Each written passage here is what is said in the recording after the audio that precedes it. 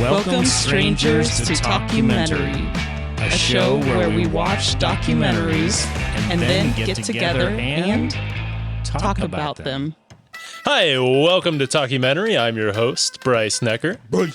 And this week we are talking about Anvil, the Story of Anvil. It is a documentary of the heavy metal band Anvil, and it runs an hour and 20 minutes long. It was made in 2008, and here's a little synopsis. Since 1978, Anvil has become one of heavy metal's most influential, yet commercially unsuccessful acts. In 2006, after a fledgling European tour, you're doing great, Brice. Keep it up, buddy. Record their 13th album and continue to follow their dreams. All right, so I got the screen down here, right? Uh-huh. And I got the microphone right here. And you can't my see eyes your are screen? going, yeah. Yep. Trying to look around from both sides. Sorry, DJ. Welcome to hosting, sir. Yeah, this sucks. So for all of our listeners out there, this is our bonus episode from, if you guys will remember back a few weeks ago, we had a contest where one of our beloved listeners did some social media jockeying to win a spot down here in our den. And if you remember, Brice and I unveiled the winner, and it was his sister, Abby Necker. So, Brice, introduce our guests, sir. All right, our guests for the week. We have Abby Necker, my sister. Hi. Necker, my sister. Hi, Abby. I'm Abby Necker, his sister. Hi, Abby Necky. Necky? Abby Necker. The sister. My sister. Welcome to the show. Thank you. Yeah. Glad you were here. Glad you wanted to do this. Thanks for posting about us on the interwebs. And you brought a guest with you, someone who is near and dear to both Brice and your hearts, from what I understand. A man who's not uncommon to being dragged around to things. Yes, I'll do anything for a free shirt. Is there a free shirt? Mark Means. Yeah, well, Mark Means. It could be a free shirt. Okay, I'll do anything for a free shirt. I don't need You're this many offering shirts. like my shirts or it's what? kind of sweaty and gross, but We're in my house and you're free. offering shirts. Yep. That's interesting. And our a first-time guest, Jeff Kolaski. Yeah. So we kind of switched it up a little bit today. Brice said, I'm going to host. And I said, you really want to host? And he said, yeah. And I said, do you think you could, are you going to like do it? And he goes, as long as you don't care about the quality of the hosting, then yes, I can do it. And I said, Yep. let's do it, buddy. Yep. So it's all you, my friend. What did we watch? We watched Anvil, the Story of Anvil, Yeah. We sure did. which was a monumentous moment for heavy metal and Canada as well. Yeah. Abby, Yes. Brice, I'm sorry. It's really hard for me not to like butt in here on your hosting here. Mm-hmm. You chose Anvil, the Story of Anvil. And this was only after we told you no Ken Burns. And that was only because Brice said that you are very big on historical documentaries that probably last longer than 3 to 4 hours. So he said we need to make this a stipulation here that we don't go too long on this. If you can watch extended Lord of the Rings in the same time frame, Oh man. maybe Yeah. shorten it to like 4 hours. Is that something you like to do, Abby, is watch Lord of the absolutely. Rings extended edition? Yes. It has to be the extended edition. Okay, so Back to back. why Anvil, the Story of Anvil, before we get into it? Yeah. I remember watching it years ago when it was probably initially released. And I'm like, who is this band? Why have I never heard of them? Right. And so it intrigued me.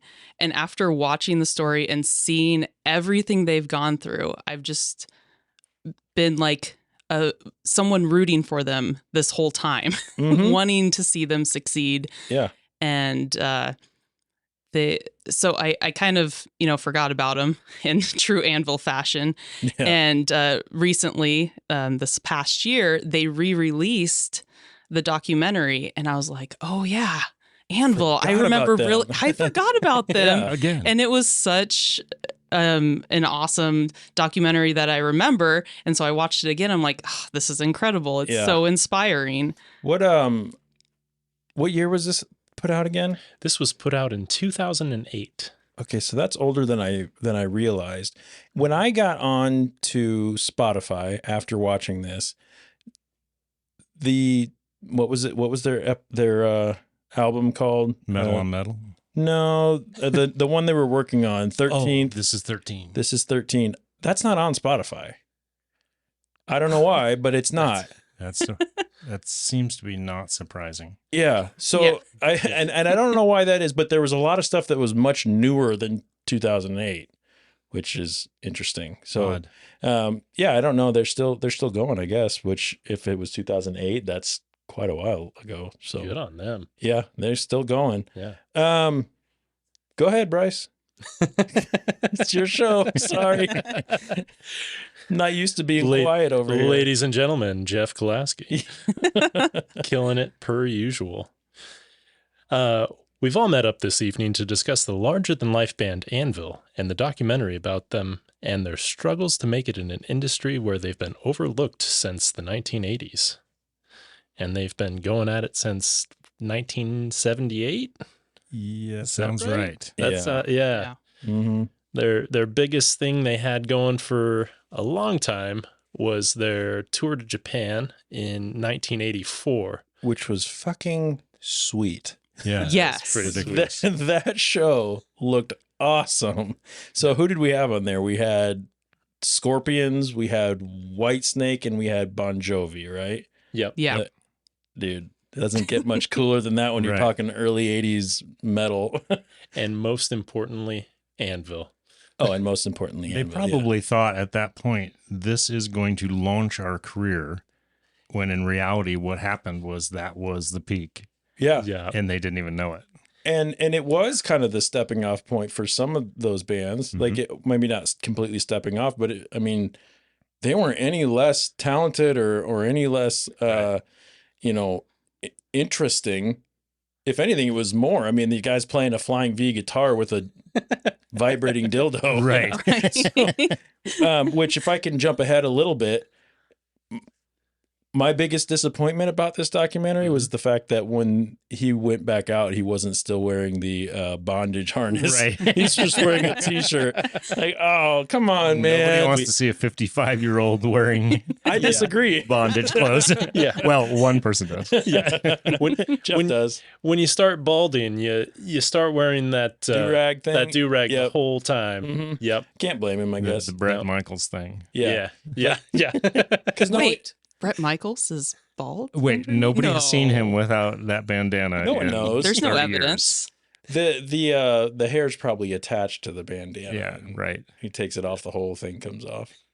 I don't know. Takes it It's off more the shower. convenient that way. Yeah. You think he showers? No, No. I was just kidding.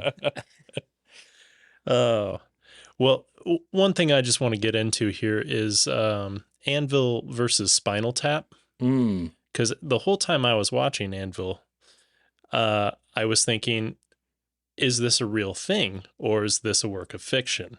It had a feel about it like it wasn't real. Yeah. Right. Like I could believe it, Yeah. but only so much that, and then I was like questioning it. Yeah. Yeah. I think part of that is that any rockumentary traditional that we've seen, it's always lifestyles of the rich and famous. I mean, Yeah. it's always the successful things. They'll show a little bit of the dip down. You know, there's always they get super successful, then the drugs, The rock bottom. Yeah. and then they come back for a great end to the rockumentary. But you were seeing things in there that were pretty raw, and most people wouldn't want filmed, and Yeah. so it almost seemed fake. Yeah. Yeah. I think you're right. I think when you get into some of the the darker spots in a band or an artist's history, those aren't the things that you're going to necessarily want to show to everyone. You like show them my rock bottom, but then show my rise to fame. Right. You know, well, Yeah. these guys didn't necessarily get that. It started with their rise to fame, like you mentioned earlier, Mark. And then it's kind of downhill from And there. we weren't sure what was going to happen next. No. No, and you, Brice, you were not the only one questioning that when they were actually making the film. I listened to a podcast about this. Strangely enough, another podcast. Big fan. But they were interviewing Sasha, the director, and his cameraman pulled him aside and was like, okay, this is a joke, right? Like, these are actors. This isn't a real band. Like, they thought for sure it was a joke, and they weren't for real. The guys filming it were uncertain. The first day filming in Prague, he pulled him aside into another room and said, okay, these are paid actors, correct? And he's like, no, this is real. This is Anvil. This is Couldn't Anvil. believe it. I'm So- surprised it wasn't called This Is Anvil. Right. Yeah. The Anvil, the story of Anvil, It's a better This Is name. Spinal Tap. Yeah. Which they played in Japan in 1984, which was the year Spinal Tap was released. And so the year I was released too. Yeah. So Wow. that's To debut you. it's been downhill for Anvil since Jeff was born. Coincidence? You know. Yeah. I would also like to mention that This Is Spinal Tap runs an hour and 22 minutes. Anvil, the story of Anvil, runs an hour and 20 minutes. So coincidence? Pretty close. I don't know. Okay, I don't know. if we're going in the vein of comparing them to a fake band, Spinal Tap, And I think we should. Okay. Did you notice when they were recording the They This turned Is it up to 13? 11? They turned it up to 11. Yeah. There's no way that wasn't on purpose. I wrote that in my notes. Like, they actually turned them up to 11. Right. There's no way they didn't do that on Right. purpose. That you got to imagine that the filmmakers were sitting there going, "This is too much like the movie that came out in Right. '84." Yeah. You know, but this is real life. You know, but I will say, it would be really funny if someone was able to, you know, if you could get everyone in on the joke, basically, to where, like, you're even going and talking to Lars Ulrich, or you're going and talking to Slash or whatever, and they're in on the joke saying, you know, Anvil was my, you know, to the point where I would have loved if this was a documentary that was sold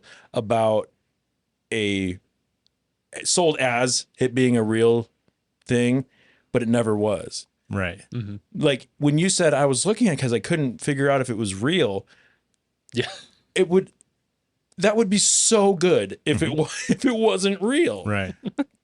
It turned out to be awfully sad because it is real, but also, you know, a lot more entertaining that way. But Yeah. you know, but I would have liked it even more than I did if it wasn't real. You have to mention the fact that the drummer, his name is Rob Reiner. Uh-huh. The director of Spinal Tap, Rob Reiner. That's correct. Weird. Yeah. Holy shit. Even more weird is This Is Spinal Tap was Rob Reiner's directorial debut, and Anvil was Sasha Gervasi's directorial debut. Huh. Wow. Weird. There's a lot of parallels here, like Stonehenge. Right. You know, two guys who are basically brothers, growing up playing music together their whole lives. So is this real? That's I don't know. Also, JFK's secretary's name was Lincoln. Oh, wait, no. Wrong conspiracy. This might be another glitch in the Matrix. Yeah. But yeah. And both bands have a terrible tour and then find success in Japan at the end. Right. I don't know. Is there too many similarities here? It's a lot of similarities. Hmm. I don't know. I'm rethinking my life all of a sudden. But Anvil has over 13 albums and Spinal Tap only had 3. So I think they're at like 20 now. Yeah. Or coming up It's on 20. 20. Yeah. Oh, So- yeah. It's going. It keeps going. a new one each year. Let's go. Absolutely. You got to admire them, though. I keep knew going. of Absolutely. Anvil in '85 would have been the first that I heard of Anvil, and I was kind of interested in them. That wasn't exactly my genre of music, but they seemed, the way they were portrayed in their videos was a band that really didn't take themselves too seriously. Like it was a little bit of comedy mixed in. And it was, again, that kind of feeling like, is this real? Like, Yeah. is this a spoof thing? Yep. These guys are strange and they're Well, Canadian. the fact that you remember them from then, as a person who was not involved in this film, Right. gives me some hope that they were actually a real band. Yeah. That it was just too coincidental. Yeah, they 'Cause if you remember them, there's no way, at least I don't think, that this could be that long running of a prank. of a prank. Yeah. Is it maybe the Mandela effect though? Right. Oh yeah. Yeah. Could be. Yeah, they were they just briefly on the radar of the average listener in the 80s, and then just gone. As fast as they came, they were gone. And I hadn't really thought about Anvil again until the movie come out, and I'm like, what? Is that the same Anvil? Did you feel like there was a lot of albums you needed to catch up on right away? You know, okay, honest opinion. The songwriting is not super deep. The lyrics, not super. I know. Not super deep. I don't require that, I guess, in a band, but I'd like something a little more. Yeah. But musicianship and stuff like that. Oh, Whoa. there is an Yes, Jeff Anvil did has been just set bring an among anvil us. into the room and dropped it on the table. I meant to do that earlier. Things let's be just got heavy. Whoa. Fun. Faux pas. Abby, what was your initial thoughts on Anvil's music? The music, it's definitely not a style I would normally listen to. What? I know, shocker, right? Because I do love a lot of metal and that type of music, but Yeah. Not necessarily not like hair metal, like yeah. I like some. I like some. I'll listen to some Metallica and that's that sort of vein of music, but it's not like my go-to music. yeah. But I can appreciate their musicianship, like Rob Reiner. Yeah. All day. Yeah. Like you he's could amazing. say whatever. I mean, not to take anything away from Lips and the other guys and whatever. Put Rob Reiner up against any of the drummers Yep.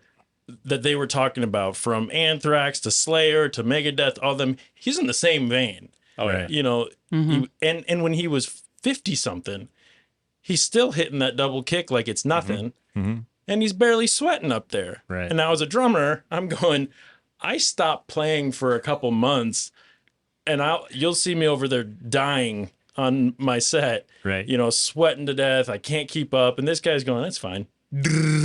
Right. Like, what? Like, yeah, I agree with you. He was the most impressive part to me. His demeanor, his willingness to support his friend, even though he's getting treated like shit. Then he finally stood up for himself at that one point and was like, I'm just tired of being your fall guy. I don't understand why you're always like, it's because I love you. It's because I love you. I gotta have someone to blow up at. Right. Like, do ya? maybe show him some support too there, bud. Yeah. Right. And that was such a great aspect of the documentary, I thought, was when they interviewed the families and Yeah. that kind of relationships that you don't normally see. Like he's in the backyard playing badminton with his son, Yep. Lipses, and that sort of dynamic, and his, you know, Rob's sister is like, "Oh, this band is over. They need to stop." And the wife's like, "Well, maybe, you know." So it was really still cool. have dreams. She's like, I still have dreams of maybe being the rock star wife and all that. She's like, clearly I still like the hairstyles, right? As she has like this feathered out, blown out, bleached hair, epic hair. Yeah. Any other rockumentary, if he was playing badminton with his son, they would have rented a mansion and a fancy backyard, and there would be a swimming pool. And I mean, there's not a lot of money that's been made in the Anvil world at that point of filming. I still don't know if there is, but it's very rare for a band to let someone in and see that level of struggle, financial, family, relationships, all that stuff, which kind of by the end of the movie, you're in their corner. Like whether you like their music or not, all day. You're like, I just love Lips. That guy is so cool, and I just want him to succeed, whatever that is. He might have some toxic emotional problems, but Rob, he is his rock. Yeah, yeah, for real. Lips is like, if this doesn't work out, I might go jump off a cliff. Rob's like, nah, we'd stop you. I won't let you. I won't let you. That's dedication, man. Yeah, and Lips is so like hopelessly positive in spite of the situation around him all the time. Like he would jump off that cliff and be talking about the next album on the way down to the ground. This is going to make me famous. Yes, exactly. Once this gets out, this is going to be great for our career. This is going to launch our career. He would be writing guitar parts just on the exactly. Yeah. Everything around him falls apart, and he's just always about the next thing and positive, and this is it. So everyone here is in a band or been in a band at some point. If someone... Is that true? Y'all are two guests? Oh, yeah. True. Very good. Nice.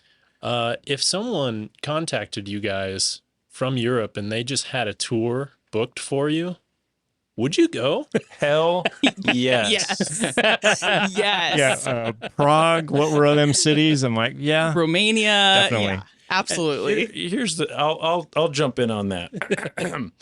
So the band that I was in, we went on one tour, right? And it was awful as far as the music went. Okay. Not like what we played, but there was most of the shows were either not advertised or not, there was no one there. I mean, we literally played for the bartenders in more than one of the places. It's, but I didn't care. We didn't care.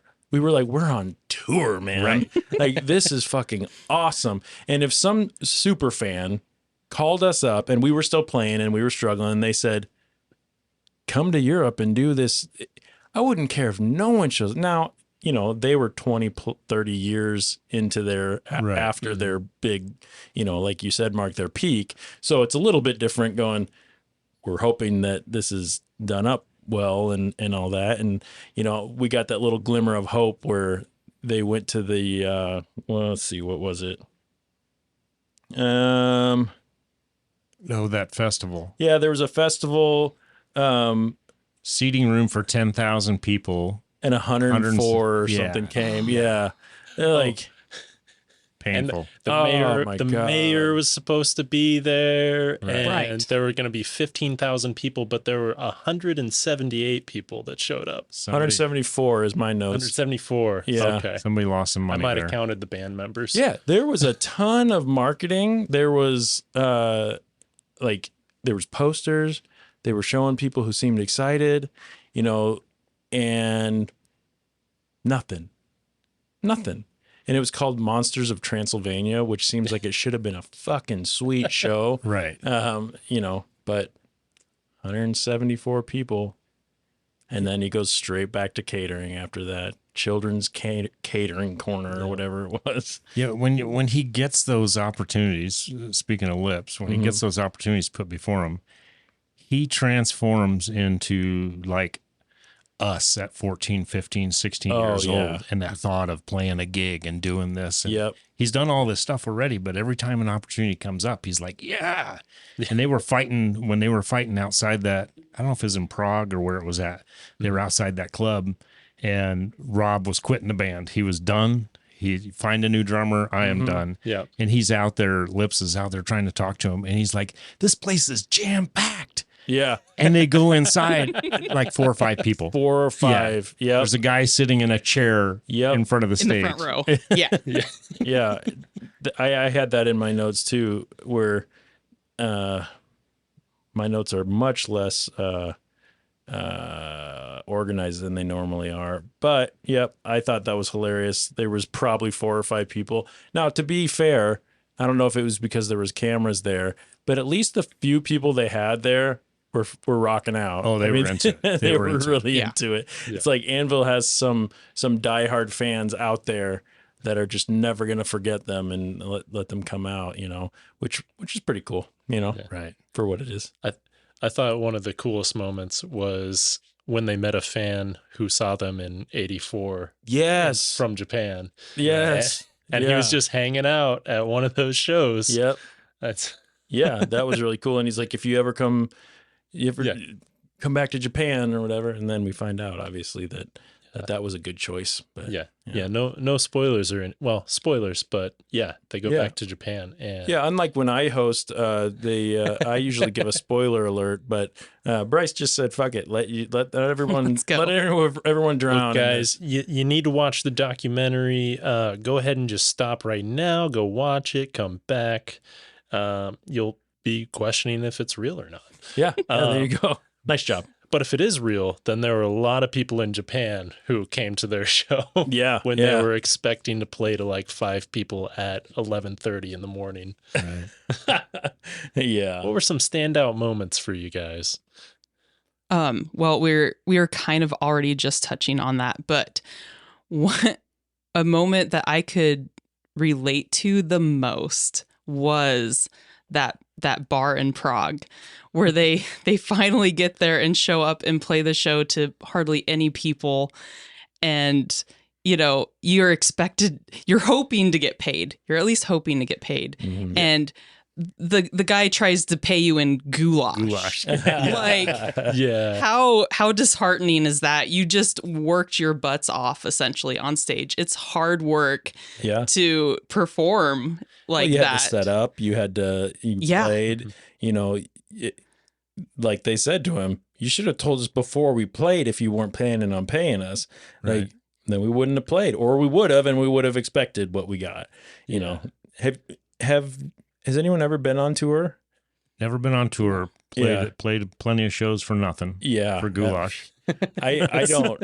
I mean, even on tour, we rarely got paid. I mean, you maybe get paid a few bucks. It's nothing, but we took it. I mean, you're going to take it and you're going to put it in your gas tank, and hopefully you can get to the next place. But Abby and I played in a band together, and we laugh about a point. We played a show in Lincoln. We schlepped all our own gear got to Lincoln, practiced for this gig, played the show, split the door, got $6, went over to Jimmy John's, spent $22. Yeah. And then went home, and it was great. Yeah. It was great. Yeah. $6 split between 3 people. So. Yeah. By the way, that same night, that was at Duffy's in Lincoln. Oh, okay. And a poster in the window of an upcoming show was Anvil. So this was post-release, the original release of the movie. What? Anvil went out and did a U.S. tour, and they played at Duffy's. Oh my gosh! In 2018, I believe. Wow. So do we know? Did this? And I can only imagine that it must have. But did this documentary spike their listenership, their fandom? Does anyone know? It did this year. Well, Anvil, you got 4 new fans at least here now. Yeah. They did say that I've heard them talk about in terms of getting great success after the release of the film. Of course, Lips would say, yes, we've had great success because we have quit our day jobs, and this has been our crappy day job ever since then. So the great thing, and what he calls success, is they were able to do music full time from that point on, and I believe still are doing that. Good. Good for them. Right. Yeah. I mean, if that's what it takes, maybe we need to have someone make a documentary. And we can quit our jobs and So all being musicians here, how would you identify the term make it when someone says, I want to be in a band that makes it? Mm-hmm. Because I think Lips's his definition of that would be different than most people. Probably. Yeah. Yeah. For me, I definitely, my definition of that when I was playing more regularly and in bands and stuff would have been a lot different than what I consider it to be now, probably. When I was in high school and shortly thereafter when we were playing, it would have been getting signed to a record label, not understanding truly what that even meant.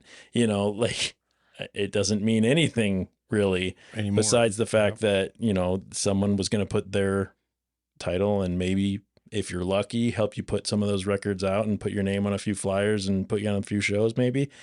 But, I think really the only way you're making it, quote unquote, is if you're making money. You're making enough to support yourself and your family doing it. And, I don't think that I would say I want to be in a band that makes it anymore, because in order to make it and make that kind of money and all that, you're working harder than I work right now, probably. I mean, you're on the road all the time. You're on the, you're on stage all the time. You're playing the same songs over and over again. There's a lot of pressure. There's a lot of, travel. You're away from home all the time. Like, I don't know how people do it, and I have a love for music. So it's a, for my answer, well, and not to mention the type of bands that I would want to play in, they're not going off and making millions of dollars. Right. At best, they're working part-time jobs, to support themselves. Right. And that's at best. So I don't know. Yeah. They have seen, Anvil's been around long enough that they've seen the industry change around them. And one thing, when I think back to the way it used to be in the 80s and the 90s, bands toured to sell albums. Like the album was the money-making thing.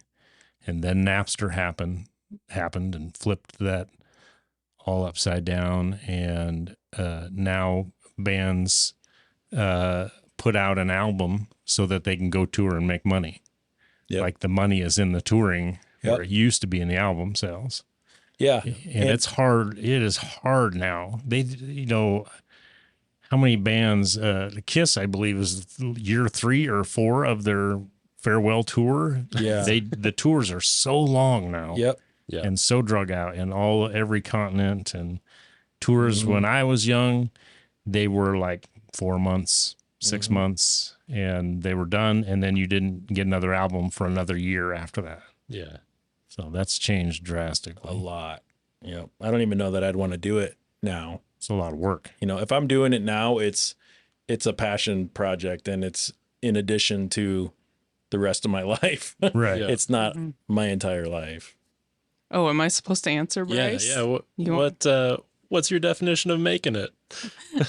I don't know. It's definitely changed. Like, kind of what Jeff touched on was, first thoughts is, okay, I make a record and you get signed to a record label and you get to go on a tour. Like, that's success. But now it's like, no, that's really not success. Maybe success to me now is to actually be able to create music that people can connect to and relate to, and maybe get something out of it. Rather than me getting something out of it, having other people pull something out of lyrics or music or the way it feels to them. So it's changed. The success comes from the amount of plays you get on Spotify. Yeah. Like how many, that's always been the goal, I think, for musicians. Like, most musicians, if you talk to them, they'll say, I write music for me and this, that, and this, but the hope in putting it out there, if you truly only wrote it for you, no one would ever hear it. Right. So the hope is that you could put this out there and people, like you said, Abby, connect to it or get something from it, or it instills a certain, emotion, or you can link it to a memory that is important to you, and being able to put that out there now. The good thing about now is, just like this podcast, I can every day I can go onto the Spotify, and I can look at how many people have listened to it. Mm-hmm. Well, the hope is that number continues to go up, because the more people you reach, the further your passion project is going, and the more ears it listens to, that listen to it, the more that, and maybe this episode will send it the other direction. People will like try to can you take back my, can I take back my play? Yeah. You host one time, and then we talk about taking back listens. Yeah, you put me and Brice in the same room, and you expect it to be successful. I don't know. I feel like we're having great success so far. Much success. Just wait until I put James in that seat, and we let him host. Now that's an episode I will listen to. Yes, sir. Not that I'm not one of the 5 listeners now, but Yeah, we got more than that. oh, good. Yeah.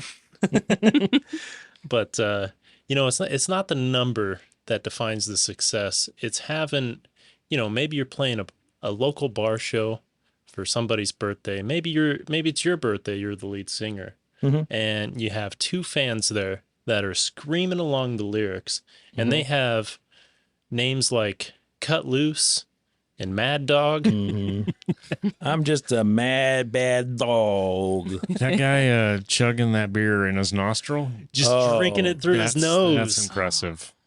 I've never seen that before in my life, and that kind of made my nose hurt, because I'm going, I don't want to see it, no. but I have now, and Yep. I can't get it out of my mind. When I was a kid, and if my sister's listening to this, she'll laugh. But when I was a kid, we used to.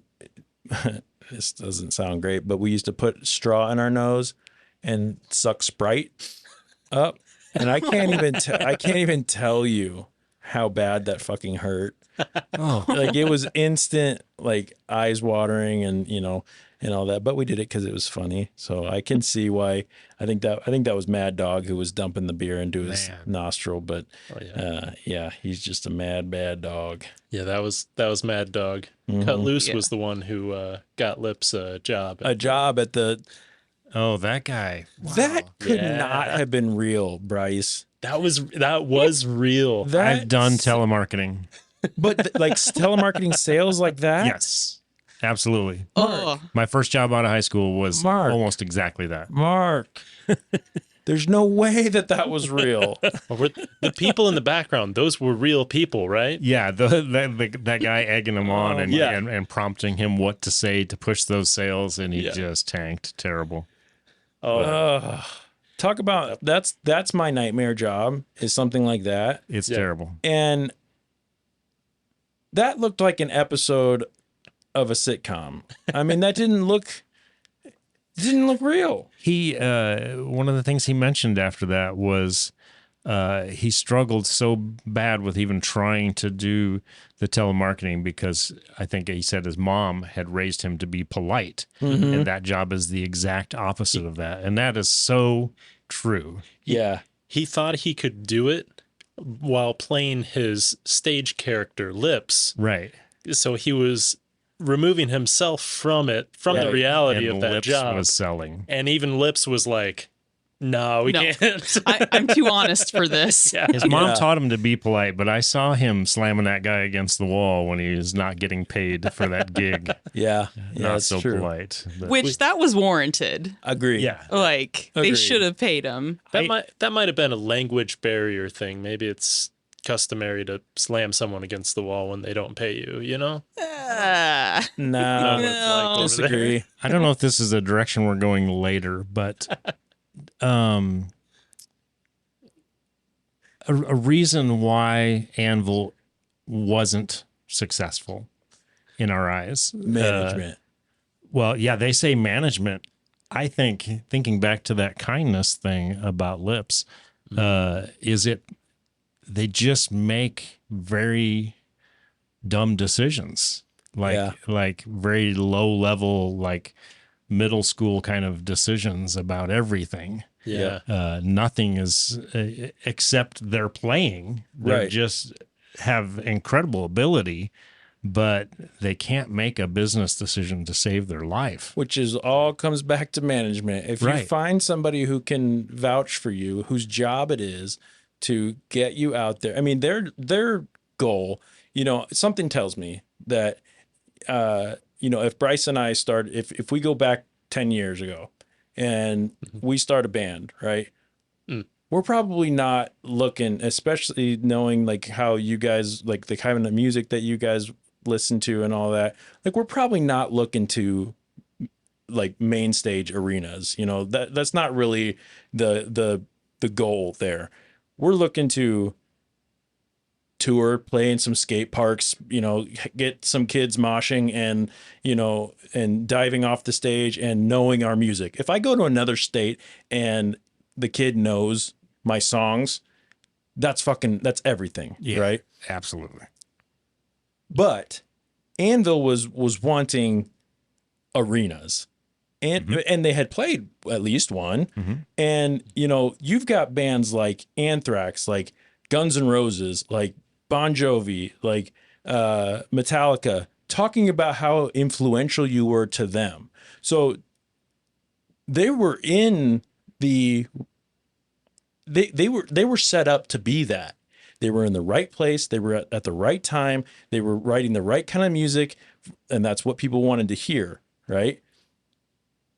But something happened, and like you said, it was dumb decisions. It was not taking the next steps. It was not going and doing the right things. It was jumping onto the next album without getting CT involved every time, or whoever, or making sure that it was good, that, and going out and doing what record labels and management should have been doing. But instead of that, they're, like you said, kind of almost stuck in middle school. Right. But if they had somebody on their side that was vouching for them, that could have been completely different. Yeah. My thoughts anyway. I bet like they were from 78 to 84, they were, rising. They were doing really good. And then I bet when they got signed to that big Canadian band label, they were like, okay, someone's going to take care of us and manage us and get us stuff. And then they just got overlooked. And then, sorry.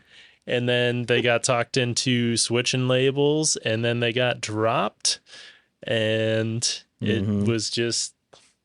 The 80s thing was so Sunset Strip and so California based in everything. It was the whole culture. It was the center of the culture. I always wonder, maybe the Canada had something to do with it. Yeah. There were bands that come across the pond that had success, but they're kind of known for music. Canada, not so much. Yeah. Yeah. Yeah. And I think there's something to be said about that as well. And someone even mentioned it in the documentary, I think, saying, I don't want to say that was because they're from Canada, but it was, I think it might have been CT and like the old footage of him. Yeah. Scott Ian from Anthrax, by the way, has been in at least 50,000 documentaries about other bands. Yeah. Like that's what he does for a living. Yeah. And he plays an Anthrax on the side. Every VH1, like behind the metal, every like Headbangers Ball. It's like, always him. We need somebody who has a metal look. Yeah. with a metal name that people are going to recognize. High energy, can talk. That's going to answer our phone calls. I heard an interview from him earlier this week in kind of prepping for this, and he said that Anthrax started out as an Anvil cover band. Wow. Whoa. Wow. They weren't called Anthrax at the time, but the genesis of Anthrax, the band just before that. That is interesting. Yeah. And even, I don't remember the guy's name, but he in Twisted Sister, was saying, Dee Snider. No, the guy from JJ French, yeah.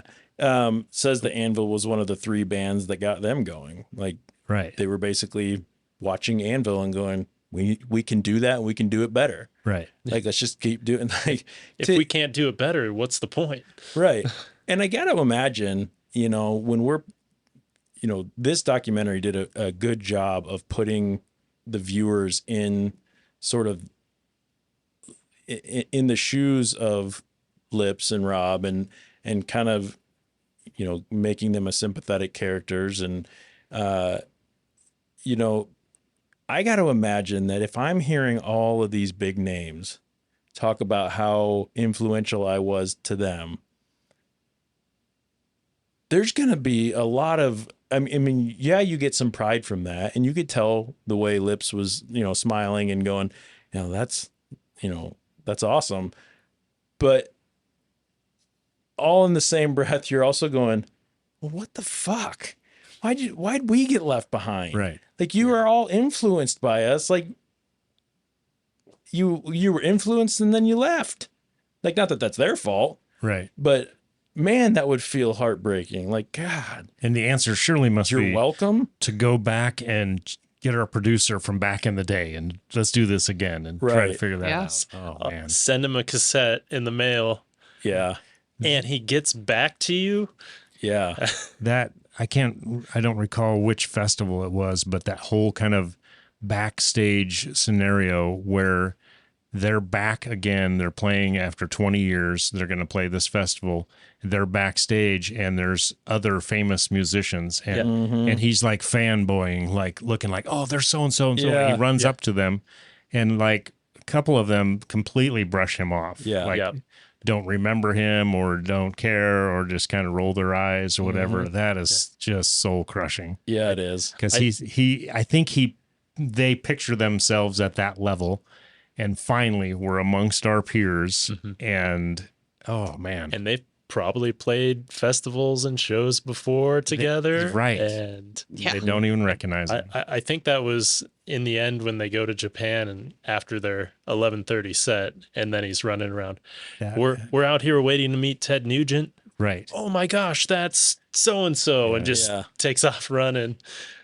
I think that was earlier. I think that was at Was it earlier? Yeah. Yeah. Because that Japan was sort of the send off, the nice send off at the end. Okay. There was some other fest that they were supposed to play, and did they play it? Did they? I don't know if they played it, if they were just there, but Michael Schenker was one of the guys, and Carmine Apiece, and just people from my era that I'd be fanboying too. But just a crusher to see them. Oh man. And we talk about his positivity too. They went on that tour, which was for all intents and purposes pretty sweet. I mean, maybe not for Anvil. Maybe, they talked about how many things went wrong. I went on tour once and a lot went wrong. We still talk about tour problems, van problems with the police, problems with, all this stuff. And, I think that's just part of tour. Now, maybe not when you get to, Whitesnake, John Bon Jovi, the Ozzy Osbourne, whatever, in those days when they were at their peak. If you're flying in a private jet and maybe you're not having the same kind of issues, but any band worth their salt has been through several tours, and I'll bet you most of them are going to tell you, yeah, there's issues, there's problems. But when he got back, so anyway, my point was the tour was, for all intents and purposes, pretty fucking sweet. Yeah. You go to all these different countries. You get to play a thing called Transylvania, Monsters of Transylvania in Romania. And, that's sweet. Even if there's only 100, I wish one of our shows would have had 174 people there. Right. Now we're talking apples and oranges here, because this is a band that did have some clout and some fame. But when he got back and, you see their van roll back to his house, and he's once again catering for kids, you know, and your stomach kind of sinks because you're like, it's just right back to the normal stuff. Yeah. And he goes, you know, that things went drastically wrong, but at least it was tour. At least it was something. Like you mentioned, like his never ending positivity. Even when he's frustrated, it doesn't take him very long to come back and go, I'm sorry. I'm sorry. Yeah. I'm sorry. I'm sorry. I love you, man. I'm sorry. And, you know, when they were fighting and when he and Rob were fighting and Rob walks off and is like, I quit. And he's like, we got to find a new drummer because he's fired. He's fired. And then pretty much he comes back and he's like, yeah, I'm really sorry. Can I talk about a standout moment? Please do. Rob Reiner is a painter.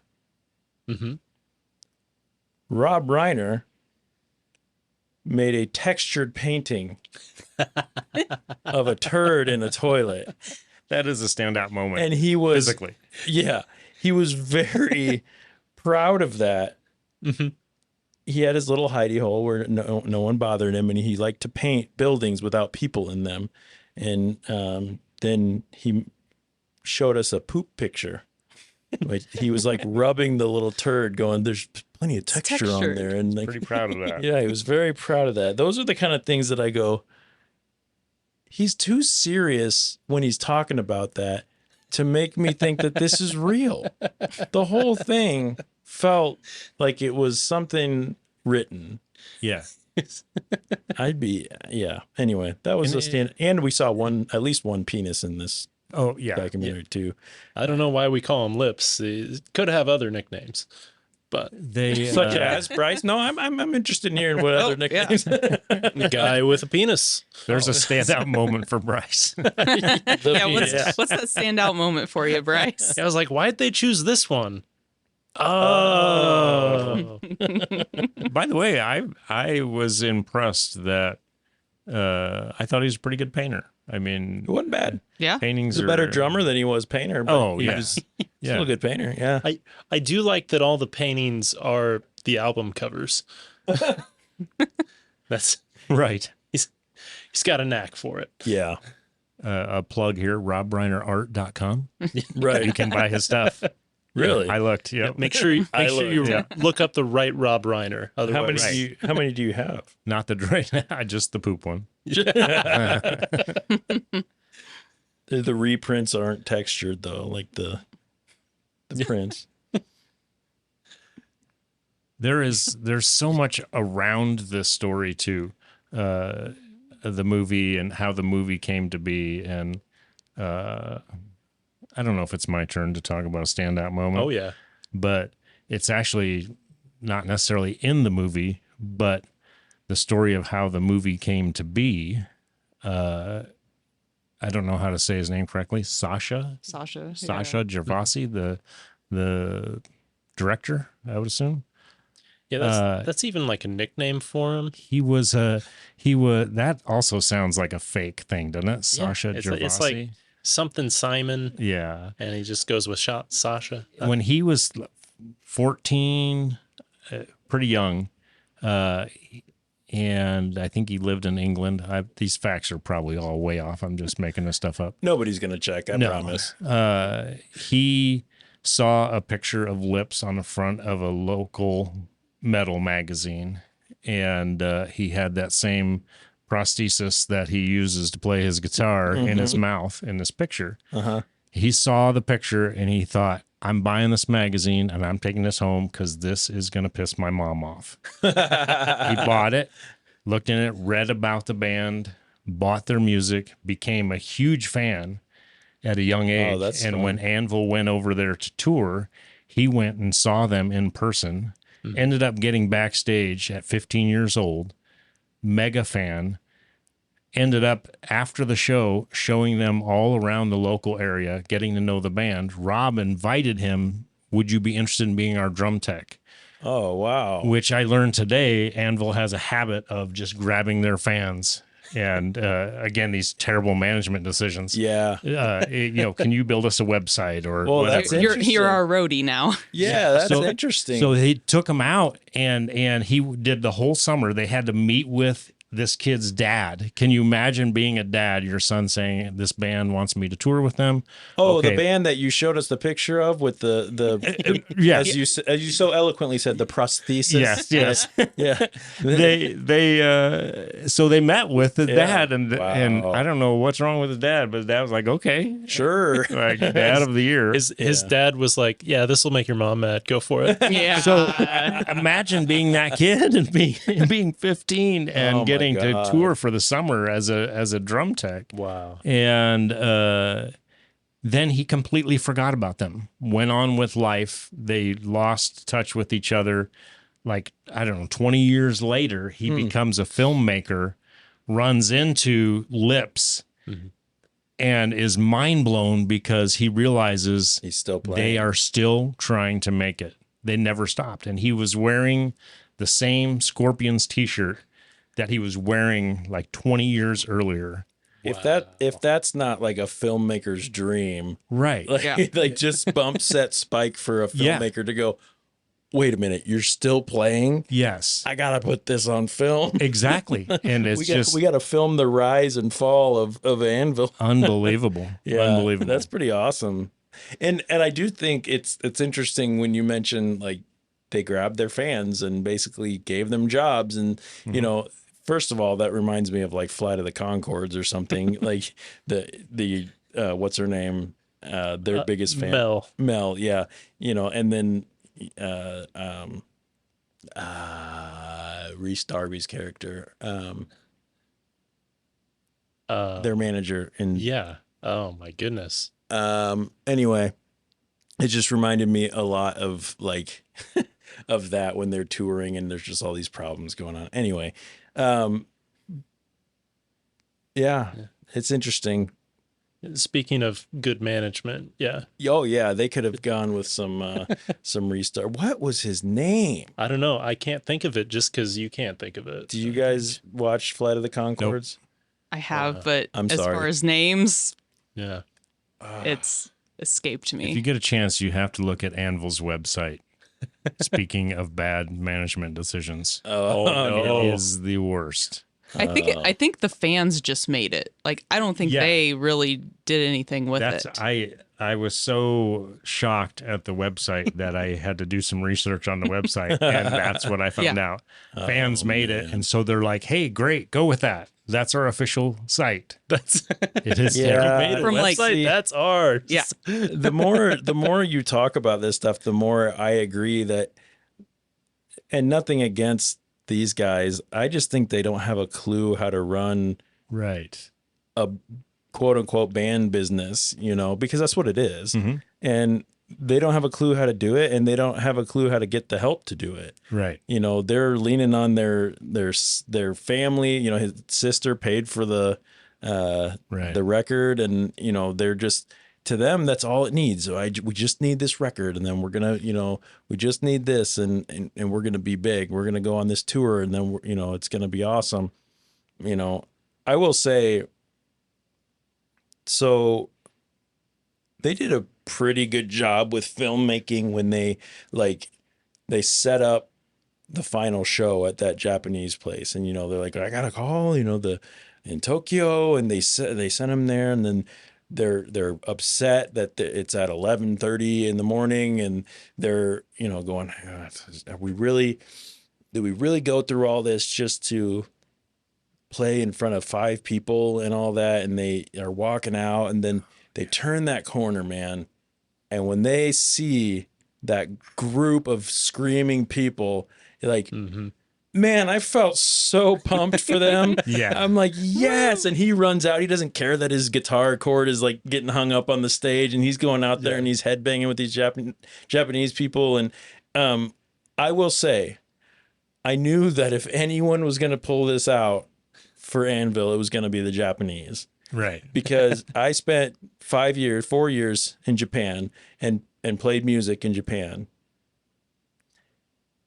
This isn't to take anything from Anvil, but they support music, and they have no problem going out anytime and being there and getting lost in it and enjoying it. They're not they're just so much damn nicer than the people and the fans in the United States. I mean, I would go play as many shows as you'd give me in Japan again, because there was never any judgment felt. There was never any hesitancy to enjoy the music and to get into it and to come out. And if you invited them to a show, they would come to the shows.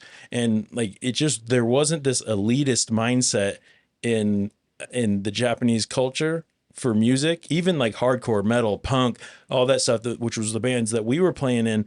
And they were coming out.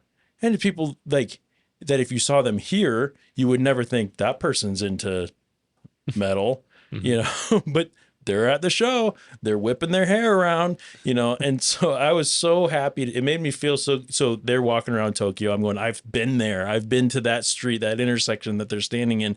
And I'm going, and we were playing shows, and they were coming out and enjoying it and telling us, you know, they gave us a Japanese nickname that I don't know the words for it, but what we come to find out is that they all called us the Scary Boys, because we would all come to show them. We were much taller most of the time.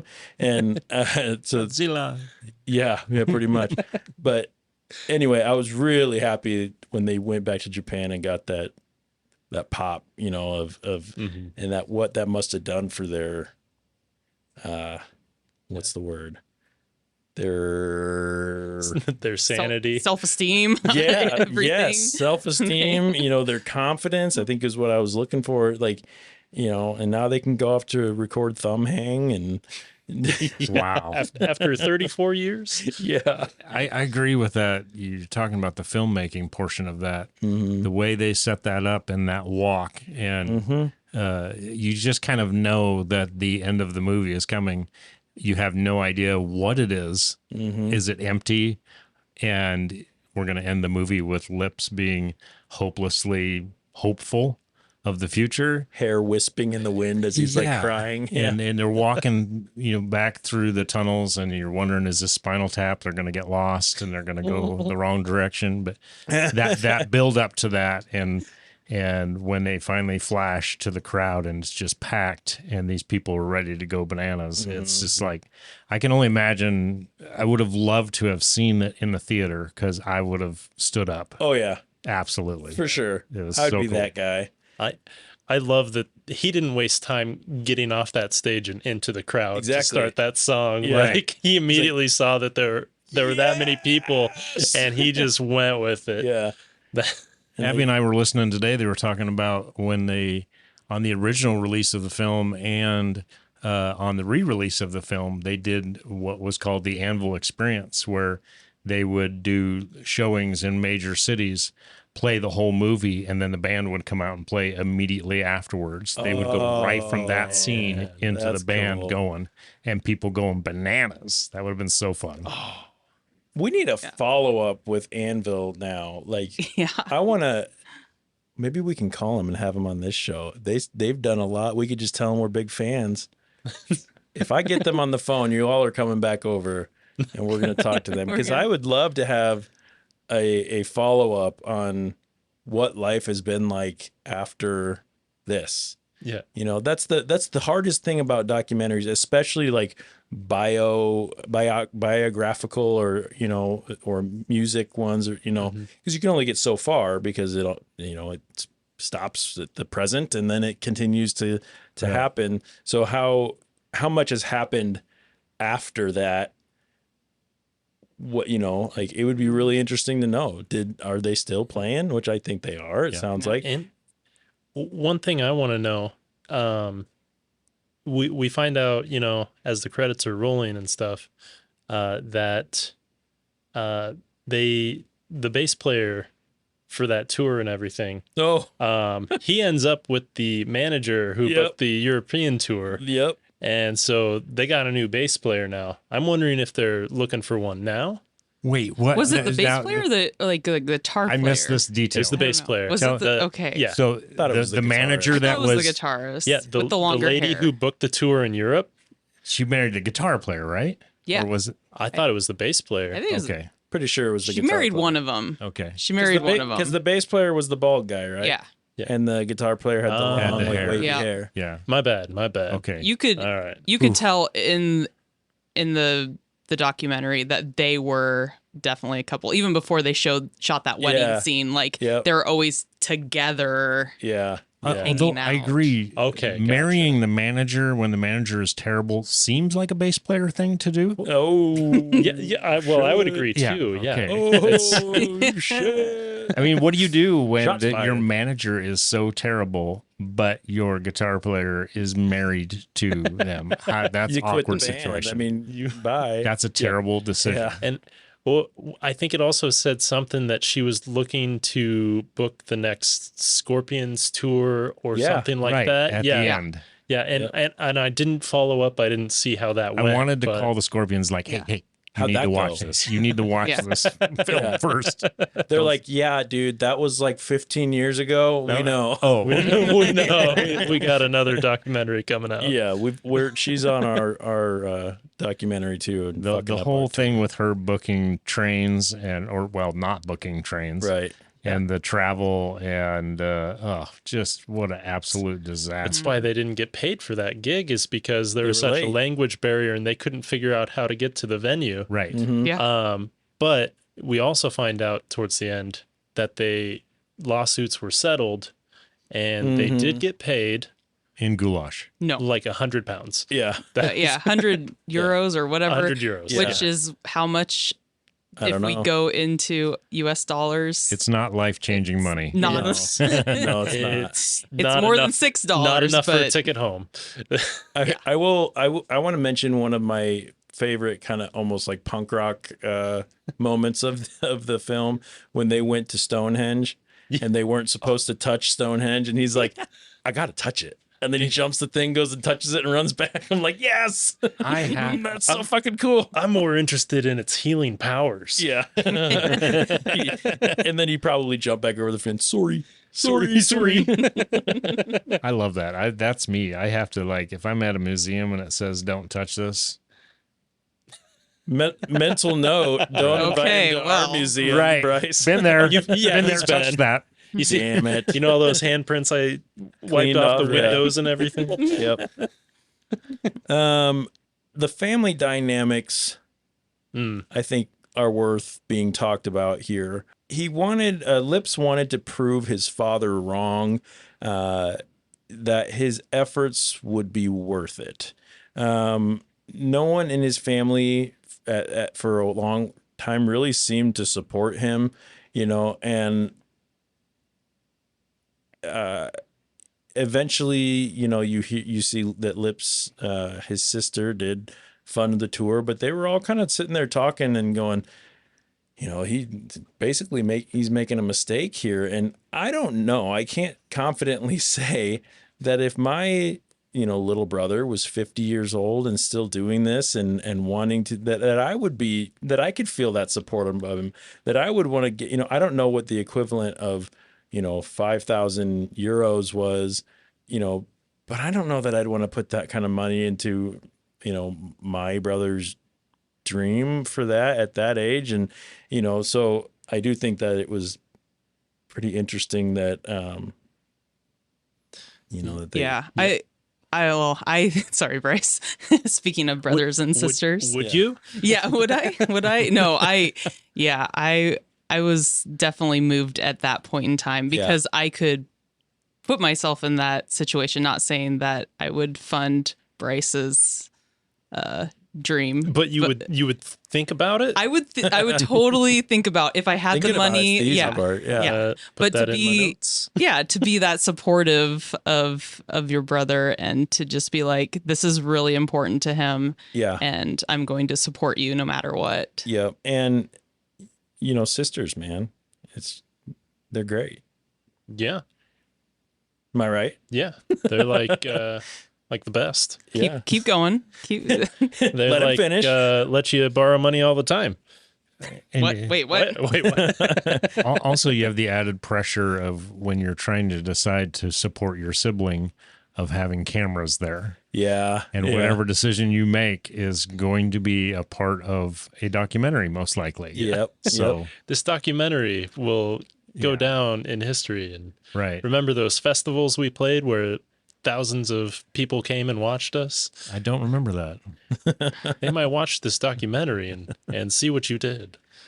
Are And you then- going to deprive them of a 13th album? No way. This is How 13. could you? I did think it was almost like too quick of a moment, but when they talked about Rob's father was a Jew in Auschwitz, Right. and they talked about he was a fighter and he had pretty much every right to not make it out of there alive, but he did.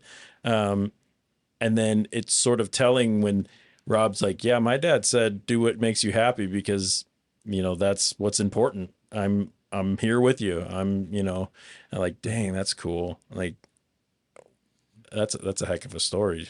Yeah. Abby, can you share what you told me earlier about the Auschwitz thing? Well, they did go to Auschwitz and have thought. Well, they have a trailer for like a sequel of this documentary with Sasha, and Lips and Rob and Sasha all went to Auschwitz. And wait, a sequel to Anvil. Anvil. Yes. Yes. What? Did this get made? No. They're just talking. They filmed parts there. They were over for there. 2 years. Yeah. The film crew followed them for It's 2 not been years. released. But there's a couple stories. I'll let you go ahead. Well, and now I can't remember which stories stuck out to the you names the most. But when they saw the names, oh gosh, they you go because Rob you're saw they went through the books there at Auschwitz, and both Rob, Lips, and the cameraman found family members that were there at Auschwitz. My God. Wow. And so they had like this mind-bending moment of there's a pretty good chance our ancestors may have known each other.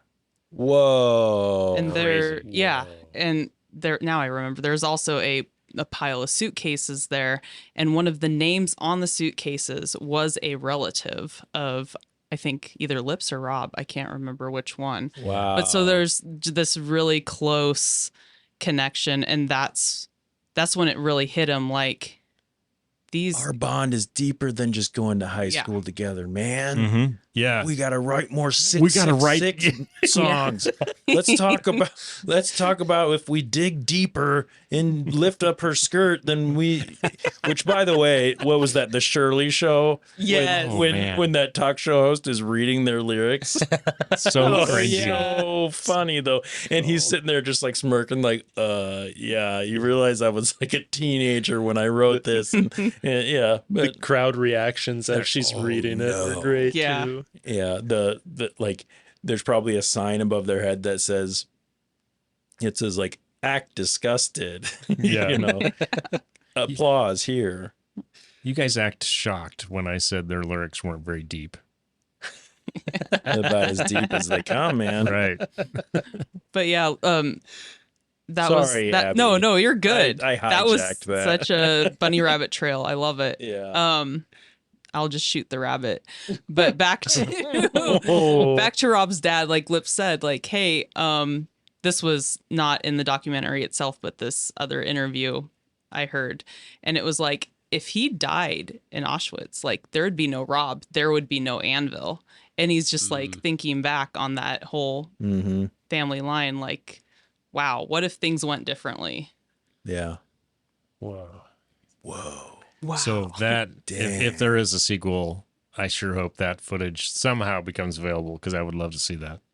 yes. I think we need to figure out when this sequel's happening because Yeah, and if it got, delayed or put on the back burner, maybe we need to start a petition and just get it going again. yeah. If anyone out there knows about this sequel, info.talkumentary@gmail.com. Maybe we'll ask them when they're on the show sometime. Ooh. I'm not kidding you. I might reach out to them and see if we can do a bonus. Maybe that'll be like our first like Patreon interview where people can hear us talk to Rob I- and Lips. I would be willing to pay €100 to get them on here. I will kick in goulash. Yeah, oh, yeah. Ooh. Deal. So how did you guys feel as the documentary wrapped up? Hopeful for me. Like, I don't know, whatever your art is, if you stay true to that and you love it and you enjoy doing it, and you get that feeling when you share it with people and they enjoy it, it really made me think when I was 15 or 16 years old and I went to my first rock concert and I come home and it's like, okay, this is it. I'm going to be a rock star. I had decided, and then you get in a band and you start to dream about making it, whatever that term is. Mm-hmm. It made me think back to those times. And then obviously that never happened.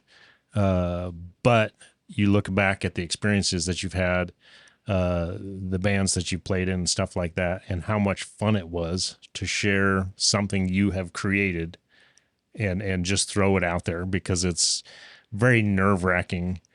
As any artist would know, when you create something, you have no idea how people are going to respond to it, and to just throw it out there is this very vulnerable moment to do that. And even if it doesn't flourish, if you don't get murdered, it feels good. Yeah. Yeah. So like, they, just by doing this movie, they made themselves so vulnerable. Oh yeah. If they're artists, they have that same mentality of wanting to share their art and make themselves vulnerable to throw it to the wolves and see what happens. Even more so with having a movie made about your life and your family and your failures. Yeah. Yeah. Failures. That's the kind of thing that they stick with this movie is like Anvil, the band that is destined to fail. Yep. Yeah. For them to be men enough to be that vulnerable and hope that it succeeds and it resonates with people, it's crazy. Mm-hmm. Love it.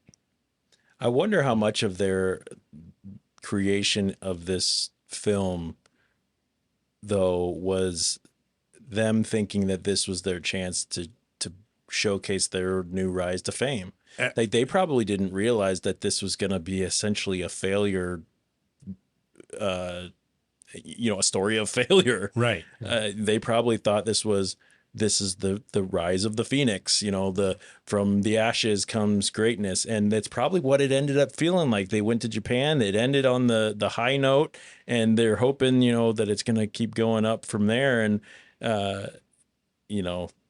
just like every other decision in their careers, I wonder how much of it was, we thought that this was going to be the next big thing. And clearly it did have some positive effect if they're doing, what the Anvil experiences and things like that. But, I'm in agreement with what you were saying. Yeah, it definitely makes you think, like, what dreams and aspirations that you've had that you've just like given up on because it didn't turn out the way you thought it would initially, and you saw failure and just turned around and gave up. And then you watch this and it's like so many failures and so many down points in this film, and they never gave up. Yeah. And long before the the movie was ever made, they were dealing with failures. I mean, long before. But we're coming in when they're working construction. They're doing the whatever, and there's a lot of missed opportunities prior to that. And I felt it when you just said, how many things did we give up on in our lives to be where we are now? Well, in some ways, that was the smart decision. Like if I was Anvil's been playing since those guys were in high school. Mm-hmm. If I was still trying to make the band that I was in high school, first of all, I'd be the laughing stock of the fucking world. But I just can't imagine trying to hold on so tightly to something that just time and time and time again has not worked for you. How do you keep that kind of energy behind something like that? Are you living off of a high that happened decades ago? And that's probably it, right? I mean, How many times would our family sit us down for an intervention right. in those years? Yeah. Like, listen, we support your music and stuff. Get a day job. Mm-hmm. Go do something, have a plan. This is not working. They probably had that multiple times Mm-hmm. long before the movie was ever made. Right. I gotta wonder too. So one thing we didn't see in this documentary that I expected to see more of, I'm glad that I didn't, but I expected to see more of, was the rock and roll lifestyle when it comes to partying, like drugs and alcohol, sex, rock and roll kind of thing. There wasn't a lot of that. Now, I don't know if that didn't happen. I was glad to see that, we barely even saw them drinking alcohol. I mean, let alone a couple cigarettes here and there, know, like, my hope is that maybe these guys are just really into the music, and that's not, because you're even looking at some of the guys that they're, fanboying over, and you can see the evidence of a lifetime of drug use on their face, you know, and I was happy that we didn't see them, going down that road, that what's keeping them going is a true love for their art. Do we know? Did we think about, is this something that, does anybody have any insight on that? Or is this just something that didn't really matter to them? Yeah, I don't know. Maybe they did have one thing where they said, we're not going to show that. Could be. Maybe it might be because of Lips's mom or something, like, I don't want my mom seeing that or something. It doesn't seem like they said no to anything. Like, there was no rules as far as filming, but I don't know if they took note that the documentary was being filmed. I think they were just happy to get their roadie and drum tech back. Right. Right. Yeah.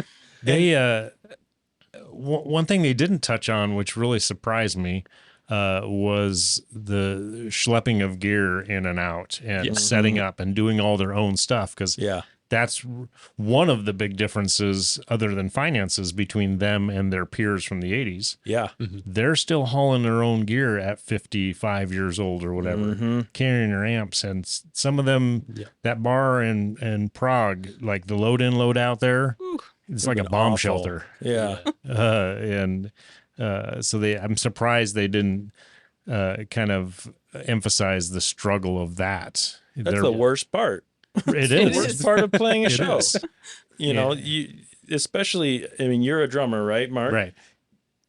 First of all drummers that have played shows know that you most of the time don't have any help with that. Right. You might have help coming in, but you definitely don't have help going back out. Right. Right. And that's a process. I mean, look at all, especially when you're playing behind two kick drums and, a 12-piece set with, 15 cymbals. I play on a 5-piece, and that's hard enough. And he can't, he's in that genre, and that's part of their look. He can't change that up. You're always carrying that mega kit around. Yep. Yeah. And probably with no help. So, right. Not to say my bandmates never helped, but most of the time it was just on the way in. Right. And sometimes you didn't want it. So I usually took it though. Yeah. Personally. Like, hell yeah. There was that scene in the beginning though, when they were showing Lips struggling in the snow trying to get this food delivered to the school. Yeah. And it did remind me of Loden and Pulling and, amps. Yes, Yeah. pulling amps. I'm Yeah. like, that easily could be a guitar amp right there. Where the camera stayed behind the fence, and it could, like every scene, it's snowing in Canada. I mean, it's miserable. Sorry. And he's trying to push that wobbly cart with the coolers for the food It's like stacked catering high. thing and struggle because you go, and he goes on this long, detailed thing about the menu and the schedule of the menu and shepherd's pie, and sometimes we'll mix it up and have this and meatloaf and then shepherd's pie again, and Or sometimes we'll do shepherd's pie 2 in a row just to throw it off. So. That's I believe that's the very first scene of the movie. First time you meet him, Post the famous people talking about the band, right? Yeah. And you see their glimpse of success, and then they flip to him catering, and man, they make that job look depressing. Yeah. In my opinion, genius filmmaking. Yeah. Because you did it. You built this band up to look like fucking rock stars. Boom, you're in a minivan. Shepherd's pie and meatloaf, and then it's meatloaf and then pizza, then it's meatloaf and then shepherd's pie and then pizza, and then that rock star 80s dream that's straight into reality. Yeah, absolutely. How many other bands, zero I would guess, would just that very first scene let you that into their current life? Nope. Yeah. No way. Yeah, I think that's why the film was so successful, was because it was real, raw. Yeah, it was real and raw, and they trusted Sasha. Sasha was a fan and a friend of theirs. And I think if anybody else went in there and tried to film that, they wouldn't have gotten the scenes that they got. Yeah. Not a bad directorial debut. No, not at all. Good. Do you guys feel like there were any stones left unturned? Just where are they now? That's my, I know they went ahead of, they came back and they did some post credit kind of, updates, but for me it's always what happened next. Yeah. Abby? Yeah, kind of the same thing. Are they going to be touring through Nebraska again? Right. I would Give me definitely a travel ticket. to Duffy's to go see that. Absolutely. It's been 15 years since that movie was made. That 15-year span is longer than 98% of bands last. Oh, for sure. What have they been doing in this time? Are they still able to not work their day jobs, Did Rob have kids too? And I don't know. would their kids form a band? That'd be cool. Lips's kid definitely looks like he could form a band. Yeah. Oh yeah, I think Rob's son, he in the old early 2000s fashion had the side bang. Yes, he behind did. the drum Okay, kit. yeah. So That was Rob's kid, wasn't it? yeah, I'm just saying this. Maybe it stays Anvil and it just goes on with another generation at some point. And then Smaller anvils. And then Anvil as parents, how do they lecture their kids about chasing your dreams? Like, you need to get a day job. You need to get a dream. Right. Quit doing all this job. I don't know why you're. Right. I don't know why you're being so responsible. Go out and do something irresponsible. Yeah. I Start a band. one thing that Ultimate I irresponsibility. wanted the documentary to delve into deeper is we meet two of their fans, and their fans are credited Cut Loose and Mad Dog. Mm-hmm. We find out more about Cut Loose. We know that he is a successful over-the-phone salesman. But we don't ever see anything from Mad Dog after him chugging a beer through his nose. Yeah, sinus chugging a beer. That is it. And I want a VH1 Where Are They Now for Mad Dog.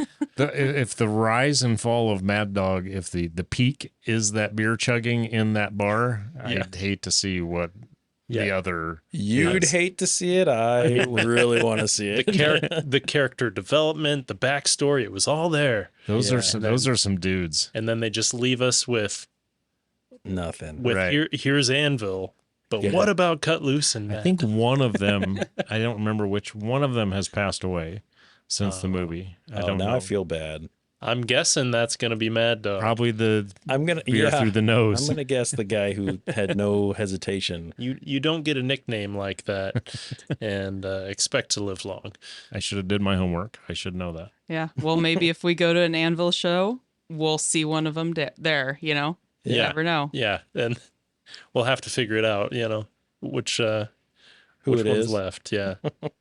Well, if we see Cut Loose, then we know Mad Dog's dead. Yeah. Right. Rest in peace, Mad Dog. Eh. We don't even know if he's dead. He's listening to this like, no, it was the Goddamn other guy.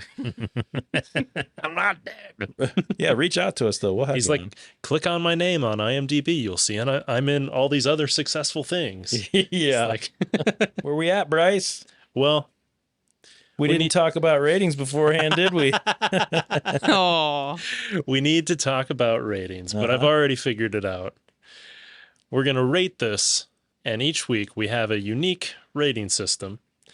This week, we're rating it in Flying V guitars, All with right. 1 Flying V guitar being as bad as a venue refusing to pay, and 10 being as magical as walking past Rob Reiner's childhood home as he's practicing drumming.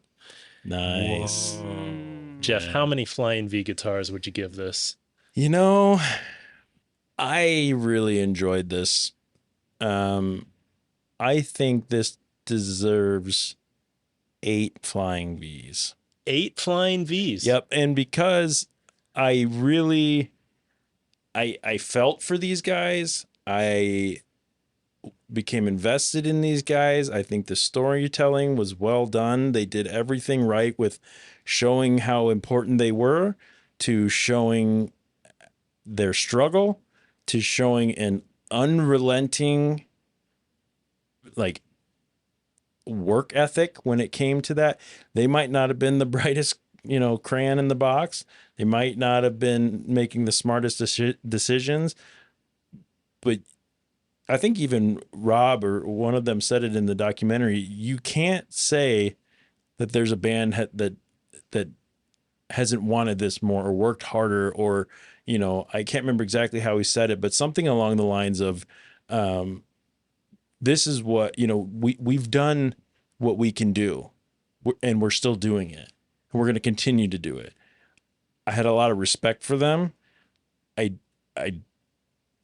think they made a lot of poor decisions in their life, and I don't necessarily support that, but I think that they seemed like very sympathetic guys, and the documentary was it made me feel good. It made me feel successful. It made me feel sad. It made me, all the things that you want to feel. It felt like a movie. It played out like a movie, and I think it deserves an 8. 8 Flying Vs. Wow. That's great. Mark, You're great. Mark, what would you, how many Flying Vs?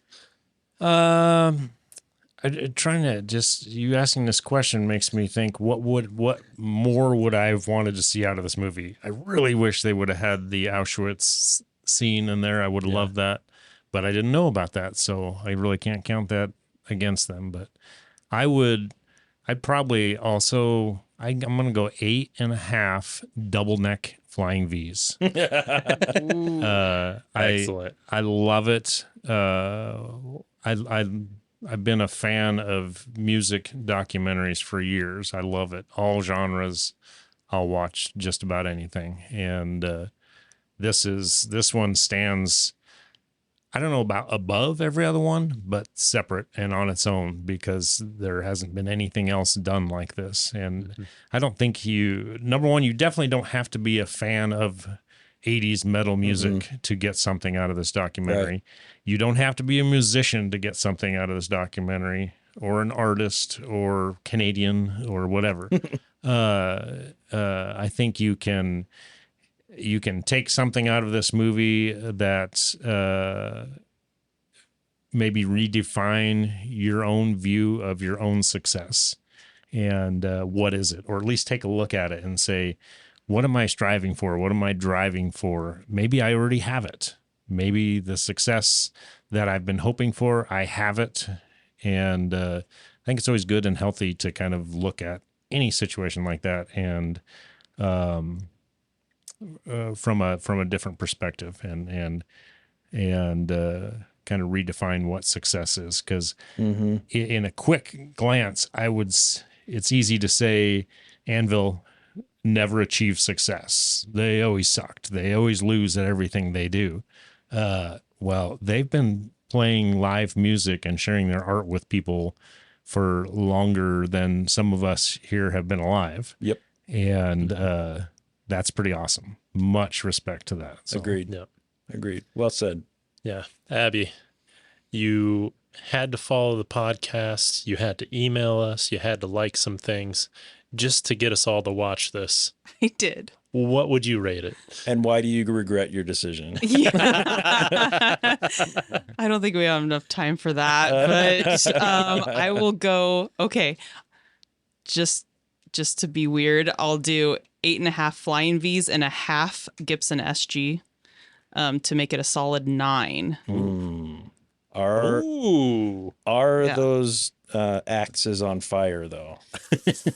Just painted flames on them. Can I take my bandsaw to them while they're playing and we can see what kind of noise they make? Absolutely. Okay, very good. Okay. Yeah. 9. Yep, definitely. And yeah, you guys have already kind of touched on the reasons why, how thought-provoking it is to really think about what success is. And I loved that I left watching this documentary thinking about my own life and inspired to do more and to create more. And so, yeah, that's why I'm going with a solid 9. And hopefully it inspired you to tease your hair out too. Like, Right. a lot 80s bigger. levels. Ooh. Come on, Abby. I did do that, like, short hair in the back, tease it up back in the day. 90s thing. Yeah, I mean, That was more like early 2000s How much of it scene was kid How much look. of it was in your face and like crimped and like tied and kind of Oh, straight it down? very. It was dyed black and purple with a little blonde. Yep. Yeah, you can picture it. MySpace. A lot of layers. I'll look lot up your of layers. MySpace later. Oh man. Was Ooh, I in your top friends? probably. Good. Probably. It was always safer to put family in top friends because then friends wouldn't get as mad. Yeah. You and Tom. Wasn't that guy's Yes. name? Oh Yeah. yeah, Tom. Yep. The MySpace guy? Yeah. He's still in my top ones. That's great guy. Well, I gave it a 8.5 Flying V's Nice. because I thought it was very good. And when it got done, like I had to listen to an album. I, straight up listen to metal on metal. It's a banger for sure. Mm-hmm. And I am not a huge 80s music fan, which is shocking, I know. But I love Anvil now. Yeah. Consider me a fan. Consider me a fan, Anvil. I will come to any show that is Within reasonable. an hour or two. Yeah. If And- you come to me and play, I will definitely go. Yeah. If I'm somewhere and you happen to be playing, And it's within my price range. And on a weekend not- night. It's and not a Thursday. yeah, We record on Thursdays. yeah. And if it's less than 100 euros, and there's no lawsuit that drags on for years to get that 100 euros from me, I'll Right. straight up pay for it. So that gives us a documentary rating of 8.5. Woo. I Did you think do if my that math math is live? Flying V's. Flying V's. Flying V's and a little bit of a Gibson SG in Yeah. there. That means we're at least walking down the same block as Rob Reiner's childhood home as he's practicing drumming. We can hear him in the distance. It's magical. We're thinking, wow, this is heavy. Is that thunder? That was or his is it his toy. drums? That was toy. Pretty tight. Well, Jeff, what do we got next week? Well, ladies and gentlemen, next week I will be joined by 2 people who I served in the U.S. Navy with to talk about a documentary called Aircraft Carriers, Guardians of the Sea, that takes us onto an aircraft carrier during its rim pack. What do they call it? It's a like a simulated battle basically, and they just sort of talk about aircraft carriers and all that. But it mostly just gave me an excuse to meet up with some of my old Navy buddies and talk about old sea stories. So, have you guys ever heard of that one? Seen it? Anything like that? Nope. Interested though. Yeah, Want to? it's I've watched it. Full disclosure, we've already recorded that episode. It's a good documentary. It's something that they made for like IMAX, right? So there's a lot of cool visuals in it. But I think personally that our episode on it is a lot better than what the documentary was. So you don't have to go watch it if you don't want to in order to enjoy that episode. So I think it's gonna be really cool.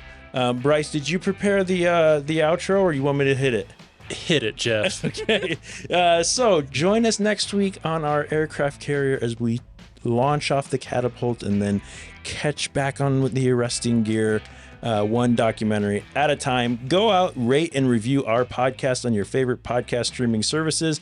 Let us know what you think of our show. If you want to connect to our crew, look for @Talkumentary Podcast on Instagram, Facebook, and YouTube, or shoot us an email at info.talkumentary@gmail.com. Abby Necker, Yes. congratulations on winning. I hope this was all you hoped it would be. And more. And more. Oh, good. Wow. Do you have anything going on that you want to plug? Anything that you like? Something on TikTok you want someone to see? Bands? Any bands? Are you playing any bands right now? Not the second. Are you no. a guitar player? Oh no, bass player. Oh, it runs in Yeah. the family, huh? Yeah. Well, Nice. Brice was inspired by genetics. me, so Fair enough. I Fair enough. was bass player before him and vocalist. I just thought it had less strings. It does. Perfect. I know. Great. No chords. Yeah. Well, unless you're real good. Well. Shane, if my buddy Dan Ogle's listening to this, he's a guitar player who then went and started playing bass, and he made everyone who played bass look bad because he was so good at it. Then he went back to guitar. Now he's playing drums in a band, so good job, Dan. Anyway, Abby, thank you for being here. I kind of cut you off. Do you have anything going on that you need to tell the world about? I mean, nothing that exciting at this moment. No? All right. Nope. Well, thank you for being here, and thanks for inviting Mr. Mark. Awesome. Yeah, thanks for being here, man. Your insight into Anvil and all things 80s metal Heck was yeah. good. Well, with that being said, Brice, well done hosting, sir. Yeah. How do you feel? How do you feel about your first time hosting a podcast? Oh man, What rating system are we using? we are Are we using. going around with us? Yeah, we are. We're using a 1 through 2 rating system. 2 being,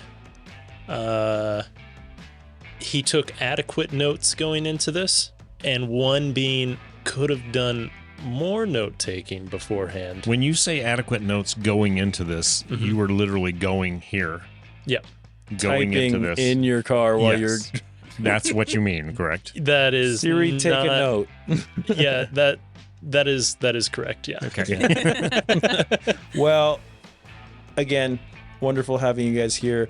Thank you, listeners, for listening to our bonus episode, The Story of Anvil. I'm sure we'll do more contests and things like that. So if you thought that this was the most fun episode that you've ever listened to, and you want to be a part of our family, make sure you pay attention to our social media. So on behalf of Mr. Brice over there, Mark, Abby, our contestant winner. I like the booze. Sorry.